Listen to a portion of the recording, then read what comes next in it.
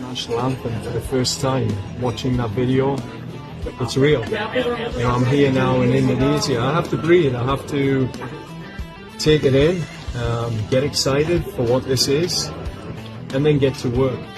If anyone knows my background, I'm very organized in planning and making sure that we have every detail covered for the March camp. March is an important window for us. It's the start of something new, and I want to make sure the players, the fans, they feel something new.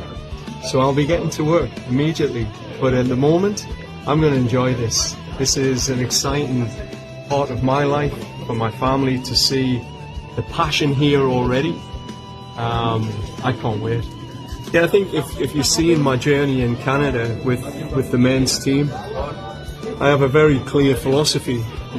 To compete on the world stage, you need tier 1 and tier 2 players playing in the top 5 leagues in the world. You need players that have experienced the intensity, the tactical acumen of world football, international football.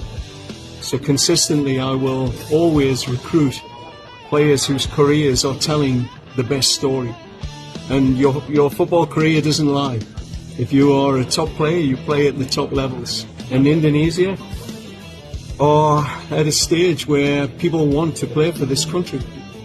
And the local players, their passion, their energy, their commitment, that will come through as well. We will, hopefully, in the next few years, find players that we can export to Europe, to those top leagues, or internationally. So I will constantly work to find the best players to play for Indonesia.